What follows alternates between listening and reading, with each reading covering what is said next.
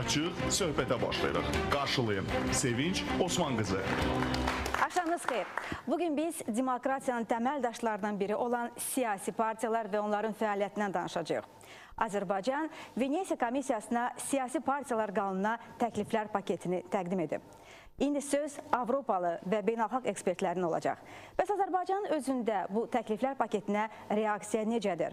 Bu, Azərbaycanda siyasi partiyaların müstəqil fəaliyyəti və demokratiyanın inkişafı yolunda irəli atılan addım olacaqmı?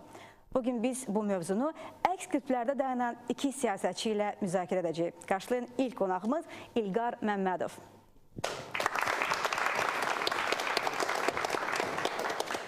Mən İlqar Məmmədov. Partiyalar haqqında Azərbaycan qanunvericiliyinin dəyişməsi prosesinin özündən əleyhinəyəm. Çünki o, Azərbaycanı demokratik standartlara uyğunlaşdırmayacaq. İlqar Məmmədov 1970-ci ildə anadan olub. 1993-cü ildə Lomonosov adına Moskva Dövlət Universitetinin Tarix Fakültəsini və 1997-ci ildə Budapeştdə Mərkəzi Avropa Universitetinin Siyasi Elmlər Fakültəsini bitirib. 1998-2003-cü illərdə Milli İstiqlal Partiyasının sədr müavini kimi çalışıb. 2010-cu ildən Respublikaçı Alternativ Real Hərəkatının həmsədridir. Çox sağ olun İlqar müəllim. Qısa nəyə görə? Ona görə ki, Azərbaycan xalqı ilə məsləhətləşmələrdə deyil, hansısa beynəlxalq təşkilatlarla sirli müzakirələrdə, ictimaiyyətdən uzaq və qapalı müzakirələrdə edir və biz heç bir şey bilmirik ki, orada nə müzakirə olunur, kimlərlə müzakirə olunur. İlk növbədə belə qanunvericilik aktları Azərbaycanlılarla müzakirə olunmalıdır, Azərbaycan vətəndaşları ilə. Başqa vaxt görürsən ki, Azərbaycan iqtidarı müxalifəti, digərlərini tənqid edir ki, xaricilərlə hansısa müzakirələr aparırsınız. Amma indi görürük ki, Azərbaycanın sırf iç işi olan, daxili işi olan siyasi partiyalar haqqında qanun ilk öncə hansısa beynəlxalq təşkilata müraciətlə niyə Azərbaycanlıların rəyi ilk öncə soruşulmur? Aydındır. Çox sağ olun, təşəkkür edirəm İlqar müəllim. Çox sağ olun. Bizim qarşılayan ikinci qonağımız isə Zahid Oruc.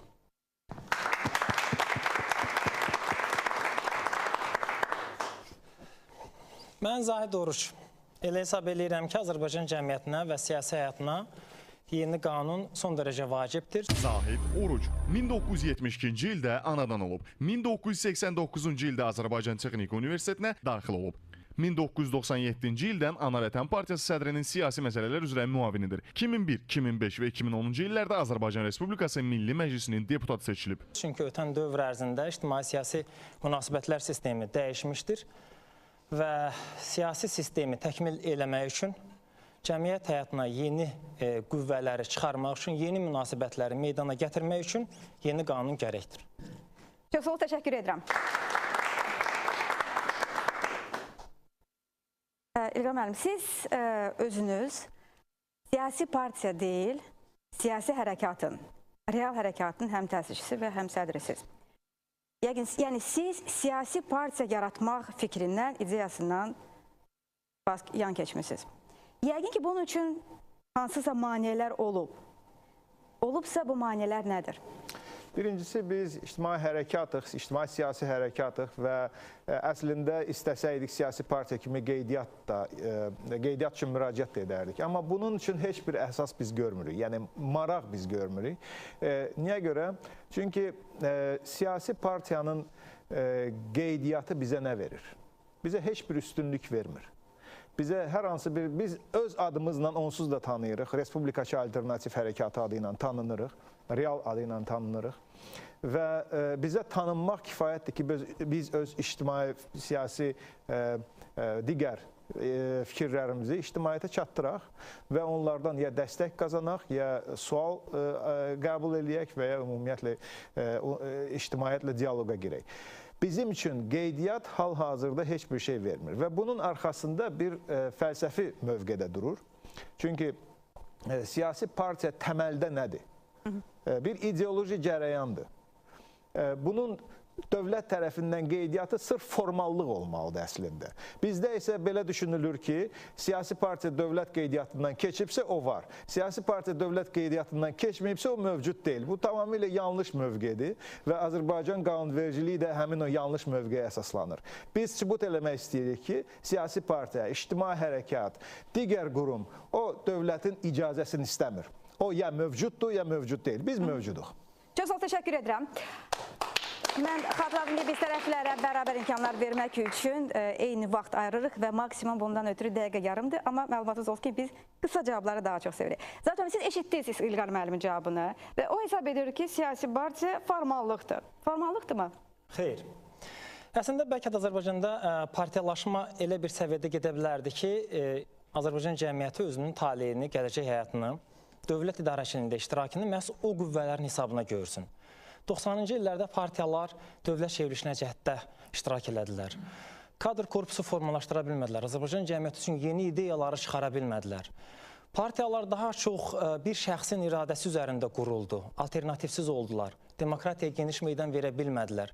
Yalnız Yeni Azərbaycan partiyasının çıxmaq şərti ilə Azərbaycan insanı səssiz qaydada onları, həmin partiyaları tərk elədi. Və hörmətli İlqar bəyin də keçmişdə təmsilçi olduğu AMİP adında bir siyasi təşkilatın bugün cəmiyyət həyatına verə biləcəyi heç nə olmadı. Belə bir dönəmdə bəlkə də bir çoxları hesab edir ki, qanun dəyişməlidir, bununla hər şey dəyişəcəkdir.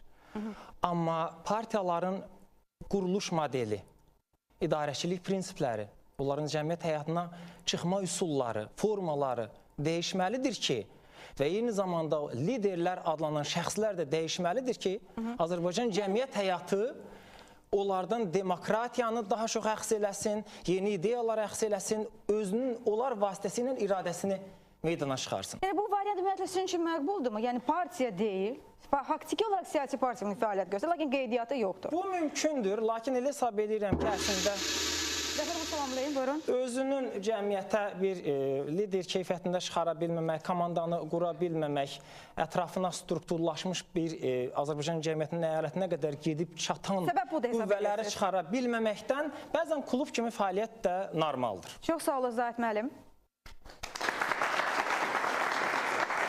Bəzən klub kimi fəaliyyət göstərmək. Razısınızmı bundan? Bu, istəyirsiniz adın klub qoyun, istəyirsiniz nə qoyursunuz qoyun. Əsas odur ki, siyasi, ictimai fikirlər ortalığa qoyulsun, alternativlər ortalığa qoyulsun və ictimai dəstək qazansın. Siyasi partiyanın funksiyası budur. Azərbaycanda siyasi partiya sistemi niyə məhv oldu? Yeni Azərbaycan partiyası daxil olmaqla. Bəyəm Yeni Azərbaycan partiyası siyasi təşkilatdır, siyasi partiyadır. Partiyanın içində hansısa ideoloji müzakirələr gedir, hansısa siyasətlər formalaşır, sonra o siyasətlər güya ki, reallaşdırılır, dövlət idarəçiliyinə daxil olunur. Xeyr, bir icra aparatıdır, bir də ki, rayon təşkilatlardır, otururlar seçkidən seçkidə insanların ayaqlarını mobilizasiya edirlər, səfərbərlik edirlər. Vəssalam, Yeni Azərbaycan partiyasına siyasi partiya demək olarmı sözün əsl mənasında? Xeyr. O da əslində faktiki olaraq heç nazirlik də deyil, bir dövlət komitəsidir. İstəyirsinizsə, insanların seçkidən seçkiyə ayaqlarının səfərbər olunması üzrə bir dövlət komitəsidir, mahiyyətinə görə. Siyasi partiya o qurumdur ki, onun içində ideoloji proses gedir, onun içində siyasi proses gedir və bu siyasi proses, orada yaranan, doğan ideyalar inkişaf etdirilir, ictimaiyyətə çıxarılır, tartışılır və dəstək qazanır və ya qazanmır. O artıq başqa məsələdir. Razısınız mı? Çox sağ olun İlqar müəllim. Əslində, Yeni Azərbaycan partiyası klassik partiya modelinin bütün tələblərinin, atributlarına cavab verir.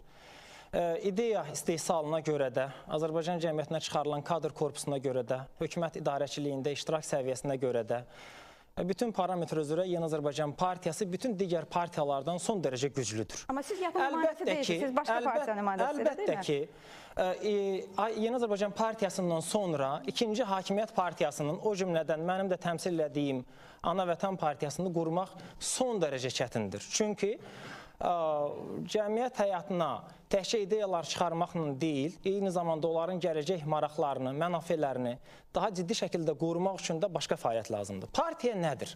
Bu sözün biraz obrazlı mənasında ideya zavodudur. Amma burada da var ideya zavodu. Fikir istehsalıdır. Burada da hərəkat var. Təşəbbüskarlıqdır. Yox, mənə elə gəlir ki, bəlkə açıq deyim, özüm də təəccübləndim ki, baxmayaraq ki, əslində siyasilik əmsalına görə İlqar bəyin mövqeyini heç kim şübhə eləmir, amma bir partiya tərəfi kimi polemika daha məhsuldar, daha bəlkə dartışılmalı və cəmiyyət üçün də faydalı olardı. Yəni partiyalı tərəf baxımından söyləyirəm. Azərbaycan cəmiyyətinə o partiyalar ki, ideya istehsal eləməlidirlər, bunu bir çox hallarda etmirlər və bunun əvəzində Yeni Azərbaycan Partiyasının hakimiyyətinə, hakim partiyanı deməli, hədəf tutaraq üzərinə getmək, tənqidi və qaragürüşçülükdə 90-cı illərin şüarlarla, sloqanlarla deməli, silahlanaraq fəaliyyət aparmaq praktikasından başqa bir şey görmürük. Çox sağ ol, təşəkkür edirəm. Razısınız mı bundan? Birincisi bizə 90-cı illərin məsuliyyətini qoymayın. Biz yeni bir təşkilatıq, yeni bir hərəkatıq. Nə 92-93-də hakimiyyətdə olmuşuq, nə heç bir o 90-cı illərin qatma-qarışıq dövrünün məsuliyyətini daşıyırıq. Onda gənc insanlardıq, gənc hərəkatçıydıq bəzilərimiz hələ ümumiyyətlə yetkinlik yaşına çatmamışdı. 20 il keçib üstündən və yeni bir nəsil formalaşıb. Biz yeni o nəslin bir hərəkatıyıq, cümhuriyyətçi hərəkatıq. Bizim də deməli ideyalarımız 1918-20-ci ildən doğur, 92-93-dən doğmur. Aydındır da. Yəni bizi fərqləndirməyinizi xahiş edirəm. Zahid müəllim konkret deyir ki, siz siyasi fəaliyyətlə məşğul deyilsiniz, bu qaragürükçü. Siyasi fəaliyyətlə məşğul olmaq üçün arayışı deməli Ədliyyə Nazirliyi vermir. Sovet vaxtında belə bir fikir var idi ki, sən insansan, yox, sən insan deyilsən çünki sənin arayışın yoxdur. İndi Zahid bəyin də dediyi odur ki, sən siyasi partiya deyilsən, ona görə ki, sən Ədliyyə Nazirliyi ilə arayışın yoxdur. İstəmirəm mən o arayışı. Mən mövcudam, necə ki, Sovet vaxtında qürur duyan insan öz mövcudluğundan, həyatından, mövqeyindən qürur duyan azad insan deyirdi ki, mən arayışsız da varam, mövcudam, yaşayıram, fəaliyyət göstərirəm. Biz də elə. Bizə heç bir o arayış filan lazım deyil ki, biz icazə axtaraq, nə bilim, onların prosedurlarına uyğunlaşaq. Amma bu sizin qeydiyyatda qarşınıza çıxa biləcək problemlərlə bağlı deyil, değil mi? Bizə heç bir, o arayış bizə heç bir üstünlük vermir. Çox sağ ol, təşəkkür edirəm. Nəyə görə bu qrup adamlar qeydiyyatdan keçməlidirlər? Söz azadlığı var, azad toplaşmaq azadlığı var, sərbəst toplaşmaq. Nəyə gərəkdir təşkilatlanmaq? Sevinç xanım, doğrusu mən bilavasitə İlqar bəydən və onun çevrəsində olan yəni məhdud sayılı insanlardan məhz qeydiyyatdan keçmək və bir arayış almaq müraciətində bulunmadım. Mən yalnız həm də onu söylədim ki, bu cür qeydiyyatdan keçmişlər də, yəni hətta deyilən o hüquqi adı almaq da cəmiyyət üçün xüsusi bir önəm daşımır. 52-yə qədər partiyanın qeydiyyatdan keçməsi 52 fərqli ideyanın, ideologiyanın, fərqli sistemlərin, fərqli baxışların, dövlət, millət həyatındakı fərqli iştirakın olduğunu zəruri eləməyib. Biz yalnız 5-6 partiyanı hələ ki Azərbaycan siyasi həyatında aktiv şəkildə görməkdəyik. Belə olan təqdirdə o qeydiyyata alın, maliyyələşmə hətta həyata keçirilsin. Bu, həmin şəxslərin sadəcə fərdi iddialarının maliyyələşməsi olacaqdır. Amma indiyə qədər belə bir maliyyələşmə olmayıb. İnşallah, bu da olacaqdır. Amma siz görəcəksiniz ki, o da bütün problemləri həll etməyəcəkdir. Azərbaycan siyasi sisteminin mükəmməl işləməsi, yəni hakimiyyət və hakimiyyət partiyası mövcuddur. Alternativlər isə boşdur və bunu klub, dərnək, bir beyin mərkəzi, bir siyasi institut səviyyəsində həyata keçirmək istəyənlər buyursunlar. Tənha vəziyyətində siyasətçi kimi bunu edənlər də var, buna çalışanlar da var. Amma mən onu söylədim ki, Azərbaycan cəmiyyətində mənəvi hakimiyyət əldə eləmək, onların üzərində nüfuz əldə eləmək və bunu ilə Azərbaycanın gələcək həyatında iştirak haqqını qazanmaq Ədliyyə Nazirliyinə yox, xalqın üzərindən, mövqeyindən keçərək müəyyənləşir. Mən bunu söylədim. Çox sağ ol, təşəkkür edirəm. Əgər bütün bunlar deyilənlər doğrudursa və mən eşitmədim sizdən sizin qeydiyyatdan keçməməyinizin səbəbləri, yəni siz nədə itirirsiniz? Heç bir üstünlük vermir. Nələrdən siz özünüzü məhrum edə bilərsiniz? Heç bir şeydən. Yeni qanun layihəsi tətbiq olunarsa? Yeni qanun layihəsi, yenə də təkrar eləyirəm, biz onun əleyhinə bu formada qəbulunun. Yəni, ola bilər ki, hansısa maraqlı bir siyasi partiyalar haqqında qanun qəbul oluna bilər və biz o zamana qədər düşünə bilərik ki, bəlkə də öz fəaliyyətimizə, qeydiyyat marağımıza yenidən baxaq. Bizi maraqlandırsalar... Belə bir marağınız olacaq. Belə bir maraqlandırsalar... Dövlət maliyyələşməsi olarsa? Söhbət maliyyədən getmir. Ümumiyyətlə biz maliyyələşmə prinsipinə mənfi baxırıq, prinsip etibarilə. Biz əksinə hesab edirik ki, maliyyələşmə, siyasi partiyaların maliyyələşməsi idealda mümkün qədər az olmalıdır və yalnız müxalif partiyalara şamil edilməlidir. Niyə? Məsələn, İngiltərədə onsuz da iqtidar partiyası bütün resursları var. Məsələn, hansı partiya hakimiyyətə gəlirsə, o hökumətdən daha az maliyyə alır, nəinki müxalifətdə olan partiya. Çünki ideya yetişdirilməsi baxımından, araşdırma aparılması baxımından resursları hakimiyyət partiyasından istənilən halda çoxdur. Ona görə demokratik cəmiyyətdə müxalif partiya hökumətdən daha çox vəsait alır. Amma əslində biz onun da əleyhinəyik, prinsip. Yəni biz onu ideal vəziyyət deyil, təbii ki, Azərbaycanda, necə ki, bir çox başqa ölkələrdə ideal ümumiyyətlə çətindir yetişmək. Ona görə müəyyən mənada o mümkündür. Amma bizim marağımız onunla bağlı deyil. Çox sağ ol, təşəkkür edirəm. Biz kiçik bir fasiləyə ayrılırıq. Qaydanda isə siyasi partiyaların müstəqil fəaliyyəti mövzusunda müzakirəmiz davam edəcək. Kiçik fasilədən sonra.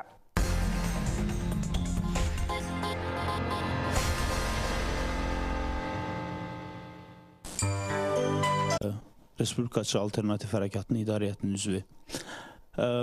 Mən bir-iki sözlə onu qeyd edeyim ki, siyasi partiyaların indiki siyasi proseslərdən kənarda qalmasının əsas səbəbi odur ki, proporsional seçki sistemi ləğv olunub. Yəni, bu günləri partiyalara getmək və siyasətlə məşğul olmaq, yəni bu demək olar ki, mümkünsüz bir hala gətirib. Bax, yeni təklif olunan qanun, onsuz da hər bir halda bu problemi həll edə bilməyəcək. Bəs bunu, belə deyək, fundamental olaraq necə həll eləmək olar? Yəni, mümkündürmü ki, ümumiyyətlə, Azərbaycanda konstitusiyon dəyişiklikləri olsun. Çünki bu məsələ məhz konstitusiyon dəyişikliklər nəticəsində aradan qaldırılır. Çox gözəl sualdır. Doğrusunu desəm, mən Azərbaycanın gələcək həyatı üçün proporsional sisteminin bərpasının tərəfdarlarından biriyəm. Lakin hər iki sistemin başlıca qayəsi vətəndaş iradəsini, millətin mövqeyini parlamentdə təmsil eləməkdir. Bunu ən mükəmməl formada həyata keçirməkdir. Hər iki sistemin özünə məxsus üstünlükləri və qüsurları var. Proporsional sistem bütövlükdə partiya siyasına verildiyindən vətəndaş fərd olaraq kimi seçdiyini bilmir. Partiyalar sanki ən zəif şəxsini belə vətəndaşa təqdim edib güclülərin fonunda seçdirə bilir. Majoritar sistemin qüsuru ondan ibarətdir ki, respublika miqyasında güclü bir insan gedib əyalətdə uduza bilir.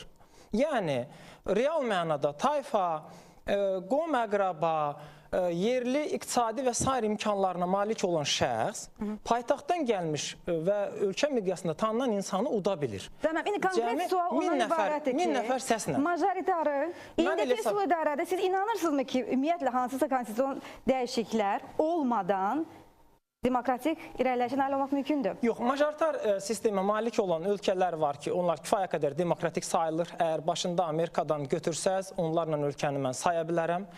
Yaxud da ki, proporsional sistem mövcud olan ölkələr də var ki, onlarda da kifayət qədər demokratiyanın ən üstün səviyyəsində gəlib çatıblar. Paralel şəkildə vətəndaşlar da öz iradələrinin qanunverici orqanda təmsil olunduğunu yəqin eləyir. Çox sağ olun. Çox qısa, yəni siz buna ehtiyac görmürsünüz. Mən Azərbaycanın gələcək həyatında belə bir sistemin bərqərar olmasının tərəfdarlarındanam. Tərəfdarlarına çox gözəl. Təşəkkür edirəm. İlqar müəllim, sizin bununla fikirləriniz sizə düşürmü? Prinsip etibarilə gələcəkdə Azərbaycanda proporsional sistemin də seçkilər sisteminə daxil olunmasını bəli, biz də dəstəkləyirik. Çox sağ ol, təşəkkür edirəm. Növbət sizindir, buyurun. İlqar bəy, müxalifət partiyalardan nə demokratiya varmı? Əgər varsa, sədr seçkiləri zamanı alternativ namizədlər niyə olmur? Bu özünə inamsızlıq deyilmi? Bilirsiniz, hər kəs öz hərəkatının, öz siyasi partiyasının, öz qurumunun məsuliyyətini daşıyır.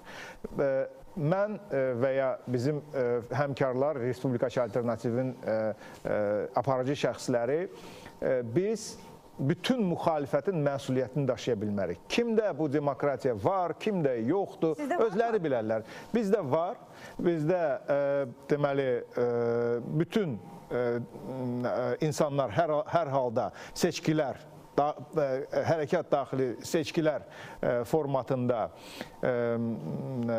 necə deyirlər, öz yerlərindədirlər, öz vəzifələrindədir və burada biz yeni hərəkatıq və indiyə qədər bizə qarşı hər hansı bir elə bir iddia olmayıb. Bizdə kollektiv rəylər toplaşır, təhlil olunur və ondan sonra ümumi siyasi mövqe ortalığa qoyulur. Yəni siz illərlə qurduğunuz və quracağınız təşkilatın rəhbərliyindən özünüzü bir gün gedən görürsünüz?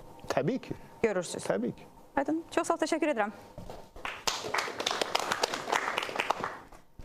Çox həvəssiz əl çaldınız. Yəni razı deyilsiniz. Səmimi deyildi cavab. Ümumiyyətlə əleyhinəsiz. Bəs cavab səmimi idi də. Səmimi idi hesab edirsiniz. Buyurun, Natan.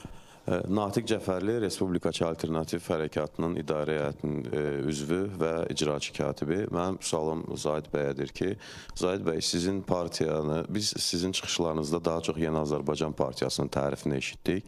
Sizin partiya, Ana Vətən Partiyası ilə Yeni Azərbaycan Partiyasının ideoloji fərqi nədən ibarətdir? Əgər heç bir fərq yoxdursa, sizin partiyanın mövcudluğunun səbəbi nədir?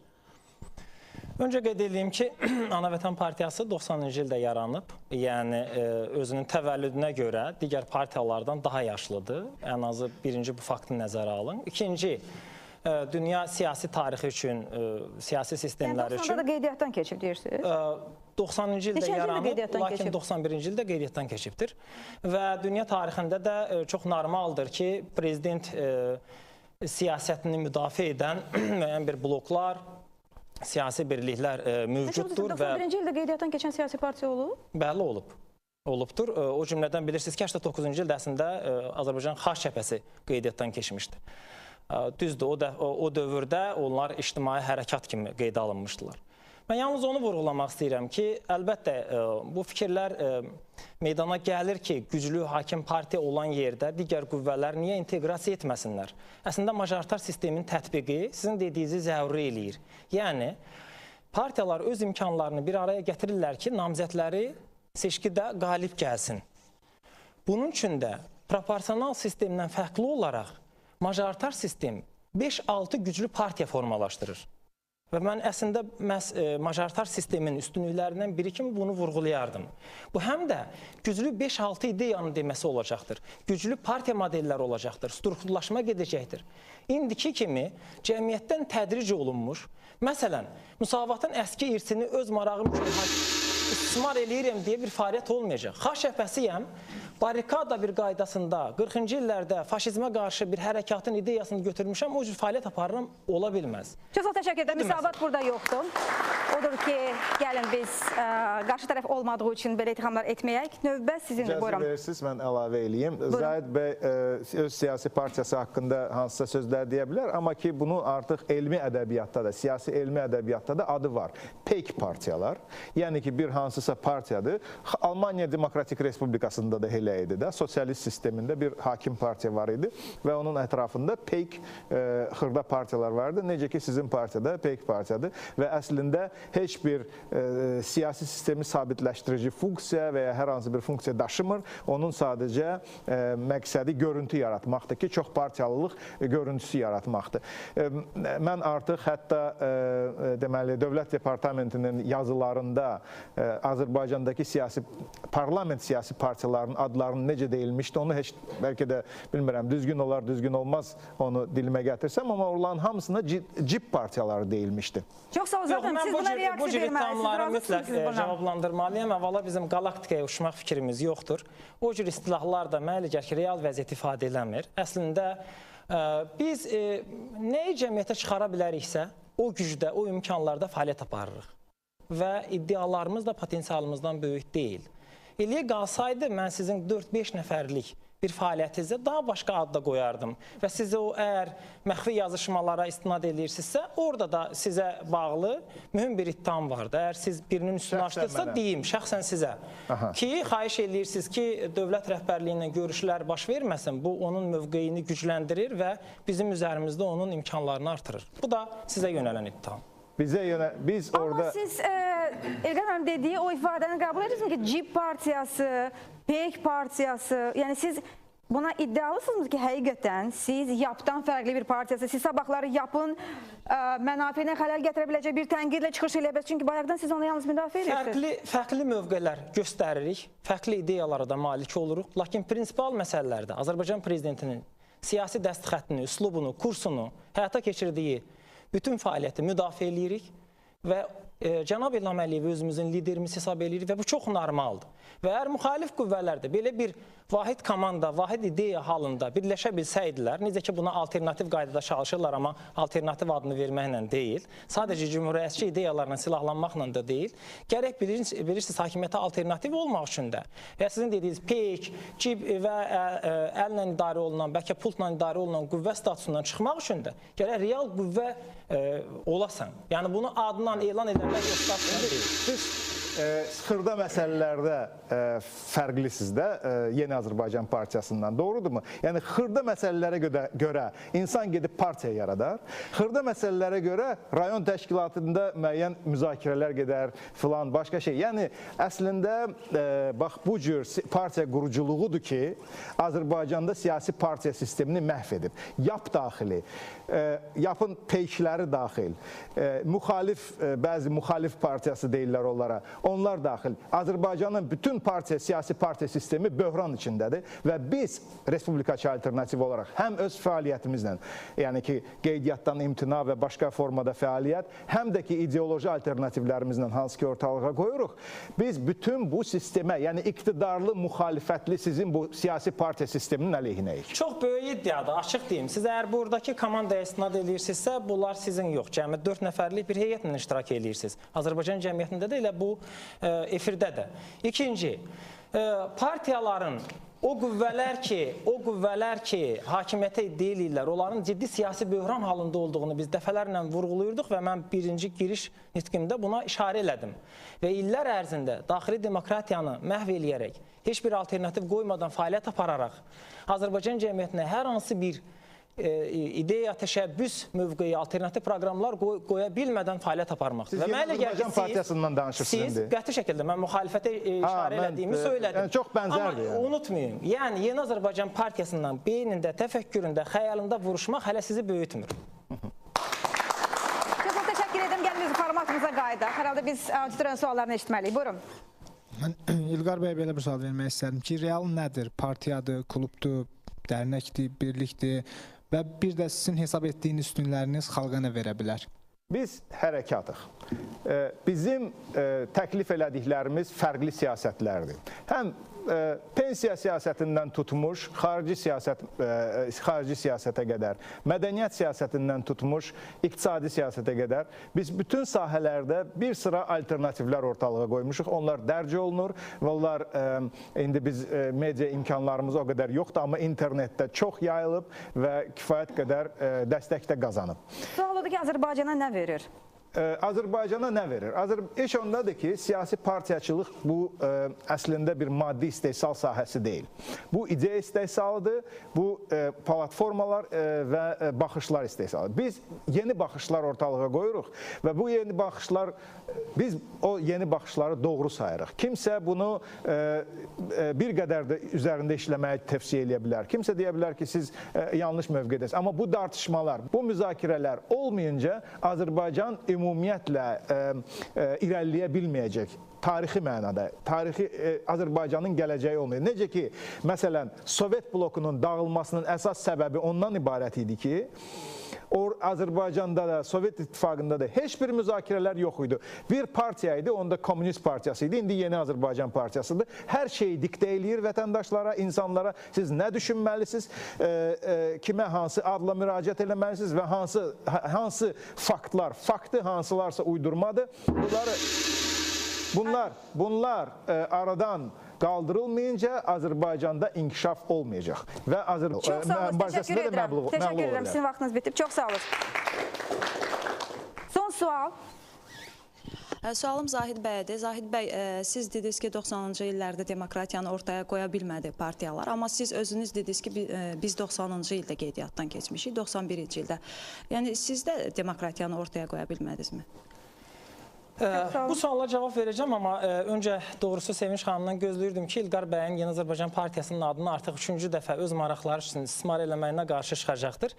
Yeri gəlmişkən qeyd edeyim ki, əslində elə siz dediniz ki, əgər kiçik qruplar zərbə vurursa, eyni qrup halında da fəaliyyət göstərirsiniz. Amma hərəkat doğrudan doğruya adına uyğun Azərbaycan cəmiyyətini böyük bir miqyasda təşkilatlandırmağı bacarmalı və hakimiyyətə o siyasi müqavimət gücünü ortaya qoymalıdır. Bu görünməyibdir. Virtual məkanda ola bilər ki, siz 5-6 layihə və qərb texnoloqlarından hansısa kalkulyasiya üsulunda götürüb təqdim edə bilərsiniz. Hələ bu Azərbaycan cəmiyyətinə çıxmaq da deyil.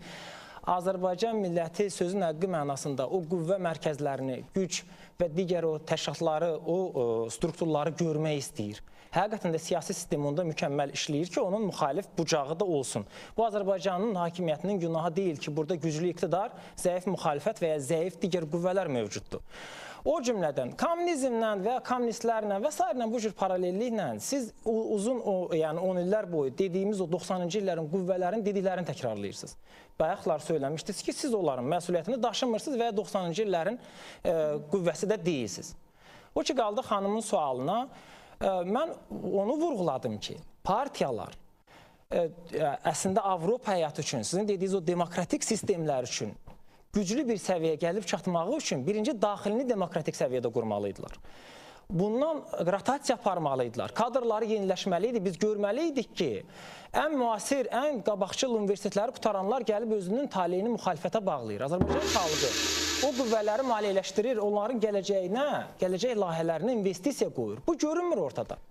Xalqsız müxalif qüvvələr mövcuddur, güclü hakimiyyət partiyası. Çox sağ olun, təşəkkür edirəm. Mən burada söhbəti dayandırmalıyım, çünki biz kiçik partilə ayrılırıq, az sonra yenə birlikdəyik.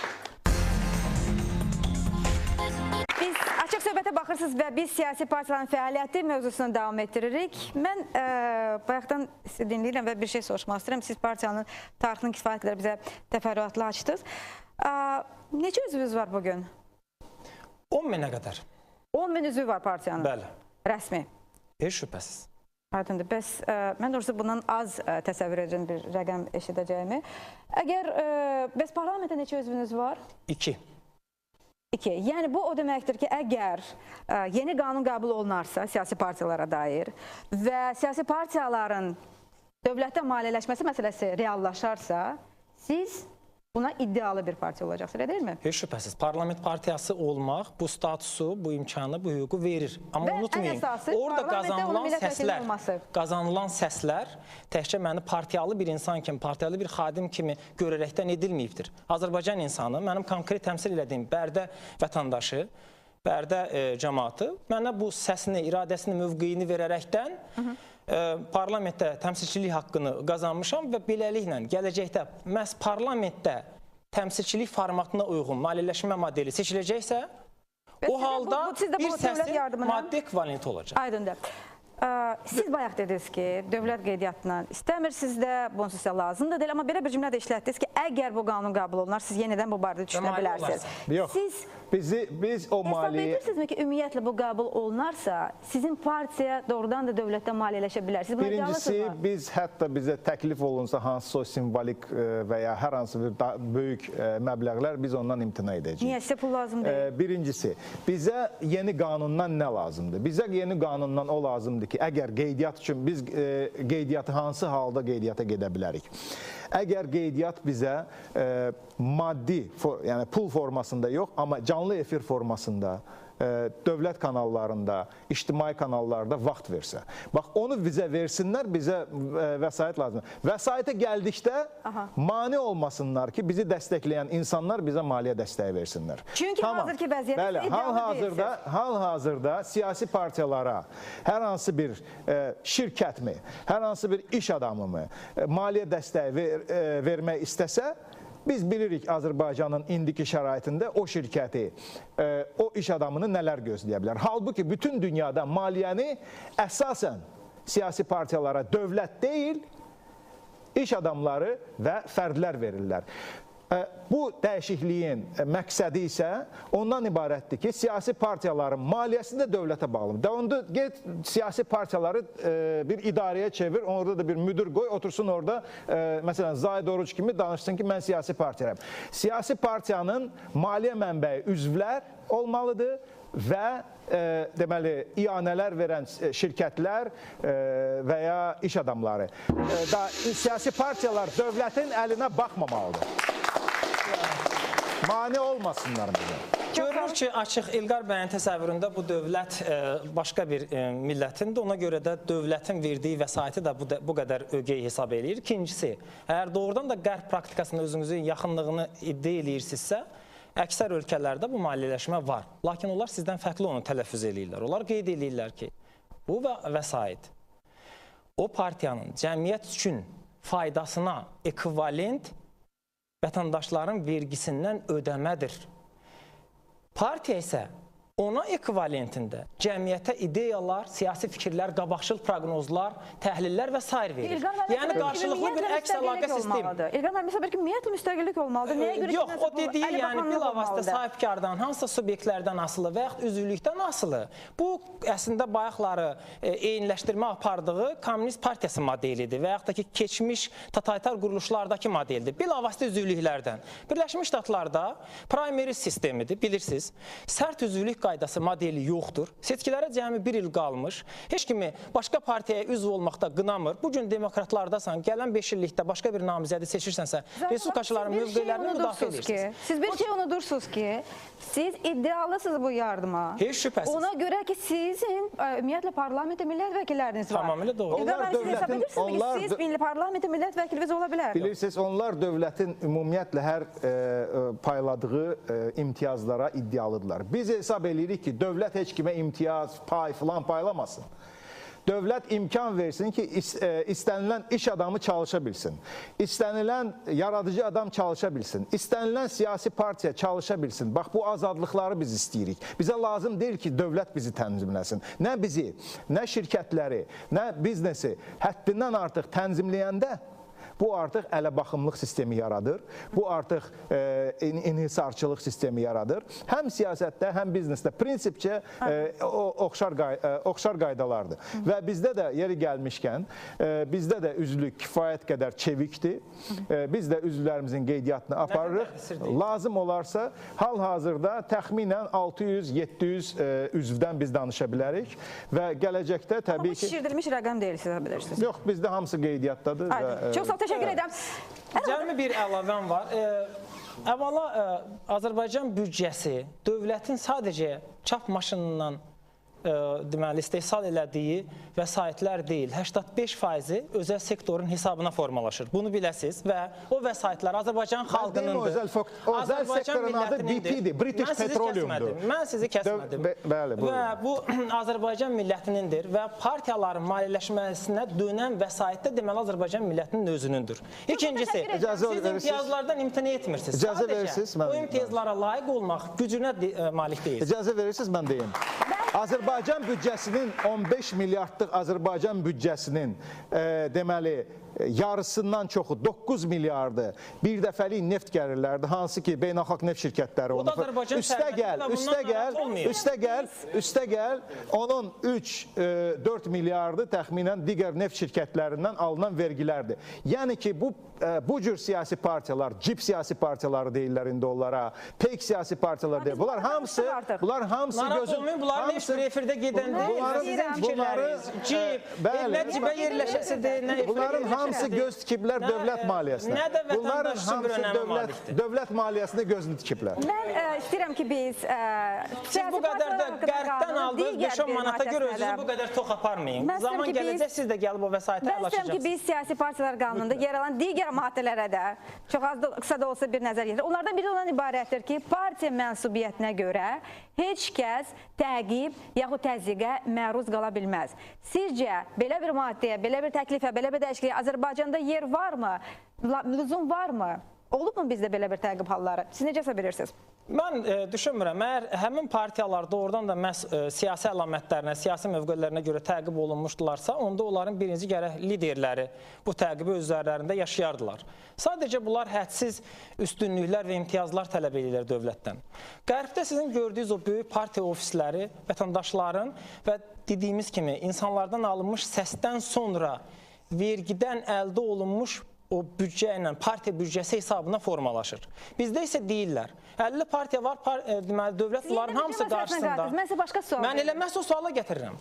Dövlət bizim qabağımızda öhdəliklidir, bizə ofis versin və s. və s. və s. o cümlədən üzvlərimizlə bağlı da öhdəlikləri özlərinə götürsün. Ona görə mən sizə deyirəm, kimsə öz üzərində dövlətin hansısa qurumlarının təsirini, təzyiqini hiss eləyən kimi bunu siyasiləşdirir və bu hakimiyyət uğrunda mübarizənin çox yaxşı bir barrikadasıdır. Dərhal ondan istifadə edib beynəlxalq qüvvələrdə bu prosesə cəlb eləmək mümkün olur. Üçüncü hissədə dəqiqə yarım limiti yoxdur. Çox xahiş edirəm nəzərə alsın. Qısa cavablar. Siz hesab edirsiniz, varmı belə bir təklifə yer? Təqiblər. Yəni siyasi partiya mənsubiyyətinə görə vətəndaşların təqib və təzyiqə məruz qalmasının qadağan olması. Azərbaycanda olubmu belə hallar? Onu bilirsiniz, qadağan eləməklə deyil. O xoş iradə nümayiş etdirilərək, siyasi iradə nümayiş elətdirilərək həyata keçiriləcək bir siyasətdir. Siz özünüz kimi belə bir təhlükə görürsünüz bugün?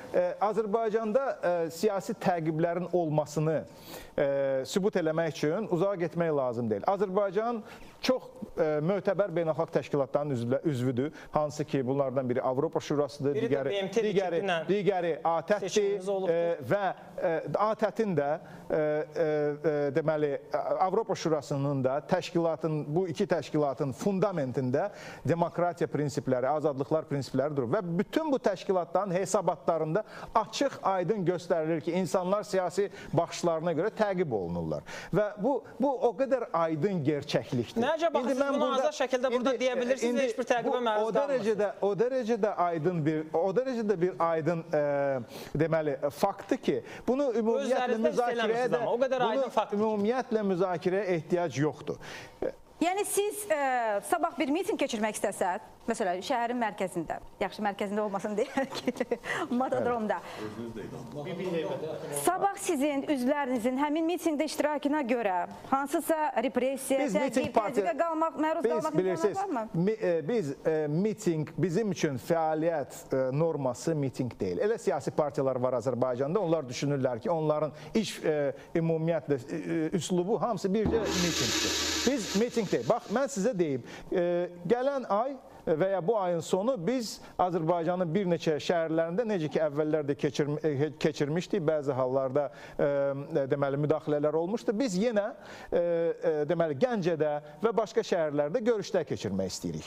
Doğrudurmu? Yəqin ki, qərb ruslarının hansınızsa kiçik maliyyə və donor layihələridir. Öz vəsaitimizlə görüşlər keçirmək istəyirik. Gəncədə, bax, bu ayın sonu və ya gələn ayın əvvəli biz görüş keçirmək istəyirik. Təqib olacaqsa, ona icazə verilməyəcəksə, siz bunu xəbərlərdən biləcəksiniz. Çox sağ təşəkkür edirəm. Siz və sizin ideyalarınız və təşkilatınız, yəni hər hansı bir doğrudan gücü daşımadığından öz üzərində və yaxud da ki, ümumiyyətlə, əgər doğrudan da qanuni fəaliyyət aparmaq istəyirsə, dövlət və dövlətin qurumları ona heç bir mənfi münasibətdə olmayacaqlar. Qəti şəkildə o insanları polis və Azərbaycanın hüquq mühafizə orqanları qarşılayır ki, onlar qanunu pozurlar. Müxalifətçilik fəlsəfəsi, mitinqin və bu cür küçə aksiyalarının zuhur eləməsində özünü göstərəcəksə, bu müxalifətçilik deyil. İndi biz bayaqlar ondan danışdıqdır, bizdə başqa fəlsəfə olmayıb. Həbsxanaya düşmədən müxalifətçi olmurlar. Danışırsınız ki, partiya bir qrupun ideya istehsalıdır və s. və ilaxır. Amma hər halda Azərbaycanda biz səs verəndə partiya səs vermirik, yaxud sizə verilən səs ana vətən partisine verilən səs deyil, Zahid Oruca verilən səsdir. Elə deyilmi? Doğru. Yaxud İlqar Məmmədova. O dəqiq siz ayıra bilmərsiniz. Yəni, politoloji nəzəriyə götürsək, hər ikisi də əslində. Yox, müxtəlif yanaşmalar etmək olar. Amma partiyanın başlıca olaraq səsini müəyyənləşdirəcək model proporsional sistemdir. Bu dəqiqdir, bura heç inkar olunmazdı. Ancaq... Yəni, sizin dediyiniz həmin o sistem özü-özlüyündə Azərbaycanda siyasi partiyaları müqavvaya çevirmirmi? Yəni, siyasi partiya kimi fəaliyyət göstərmək ehtiyacı yoxdursa, əgər seçkilərdə. Sevinç xanım. Əgər qələbə mübarizə onsuz da ayrı-ayrı fərdlərin mübarizəsidirsə. Hakimiyyətin əleyhdarları dəfələrlə öz zəifliklərini nəyin üzərində olduqlarını öz daxillərində müzakirə ediblər. Onların arasındakı antagonizm, keçmişdəki bastırdıqları radioaktiv necə deyirlər, elementlər bunların bugünkü həyatını təhdid eləyir və cəmiyyət həyatında avangard olmalısan, daşıyıcı qüvvə olmalısan ki, onunla hakimiyyət uğrunda mübarizədə real güc əldə eləyəsən. 92-ci ildə Ulu Öndər Naxçıvanda Azərbaycandan tədric olmuş tamam kənar bir məkandaydı. Amma insanlar ona pənah aparırdılar. Niyə? Çünki bizim Ağ ev dediyimiz ev burada qalmışdı, prezident aparatı. Amma insanlar Heydər Əliyevin hakimiyyətini, mənəvi hakimiyyətini öz üzərlərində hiss edirdilər. Sonra da o rəsmiləşdi. İndi bunlar güya mənəvi hakimiyyət uğrunda kimlərsə mübarizə aparırlar. Necə? Axı bir şəxs qəzetdə dediklərini sizin dediyiniz o mərkəzi meydanlarda ya bir heybətə getmək istəmədikləri yerlərdə elan edəcəklər. Nəyi dəyişəcək? Dalğa effekti vermir. Cəmiyyət bunların dediyindən yaşamır. Həyatını bunlarla qurmur. Bircə dənəsinin fikri ilə yaşamır. Siz mənə bir partiya sədri göstərin ki, onun mövqeyi Azərbaycan cəmiyyətində heç olmasa 10 gün müzakirə predmeti olur. Varmı belə? Heç İlqar bəy Azərbaycan cəmiyyətinin bircə faizi tanıyır mı? Onun, yəni bu fikrə ümumiyyətlə münasibət bildirmək düzgün olmazdı. Çünki Zahid bəy indi Respublikaçı alternativə qarşı danışmırdı. Başqa siyasi partiyalara danışırdı. Hansı ki 20 ildə onların rahat deməli müxalifətidir. Onları danışsınlar. Öz aralarında bir-birlərini nə qədər tənqid eləyirlərsə eləsinlər. Sadəcə Azərbaycanda yeni nəsil siyasi və ictimai birliklərin, hərəkatların yaranmasına, fəaliyyətinə əngəl qoymasınlar. Çünki Azərbaycanın gələcəyi oradadır. Azərbaycanın gələcəyi gənclikdədir. Biz artıq verilişimiz sadəcə başa çatmaq üzrə. Mən o dərə Avropa Şurasına yeni qanun layihəsini təqdim etmişik. Sizin bununla bağlı son fikirləriniz təsdiqləyirsinizmi? Dəstəkləyirsinizmi siz bu qanunu yoxsa yox? Mən onu dəstəkləyə bilmərəm, çünki mən onu görməmişəm. Necə ki 9 milyonluq Azərbaycan xalqı da onu görməyib. Xaricilərlə məsləhətləşmək əvəzinə Azərbaycanlılarla məsləhətləşmək lazım idi. Qanunu əvvəlcə bizə göstərsinlər, sonra xaricilərə göndərsinlər. Çox təşəkkür edirəm. Çox qısa sizin rəyiniz. Sevinç xanım, unutmamısınızsa eyni cümlə ilə başlamışdılar, amma bunların da fəaliyyəti daha artıq dərəcədə xarici qurumlarlandır. O ki qaldı yeni partiyalar, yeni qüvvələr, bu məsələdə fikir ayrılığımız yoxdur. Mən həqiqətən Azərbaycan cəmiyyətinin yeni qüvvələrə, yeni siyasi partiyalara, yeni siyasi təmsilçilərə, şəxslərə və ya liderlərə ehtiyacı olduğunu hiss edirəm və bunun Azərbaycan cəmiyyəti tərəfindən də bir ciddi sosial sifariş olduğunu qeyd edirəm. Güclü İlham Əliyev var, digər qüvvələr də 1, 3, 5, 10 yaxşı ideyalar və güclü liderlərini formalaşdırsınlar. Təşəkkür edirəm. Biz Avropa Şurasına, daha doğrusu Venesiya Komissiyasının təqdim olunmuş qanun layihəsini müzakirə edirik, yaxud müzakirə etməyə cəhd göstərirdik. Hər halda bizdə olan məlumatlar əsasında. Siz açıq söhbətə baxırdınız və mən hər iki qonağa, hər iki siyasətçi və onları dəstəkləyən adamlara, qonaqlarımıza öz təşəkkürümü bildirirəm. Gələn həftə yenə bir yerdə olacaq. Sağ olun.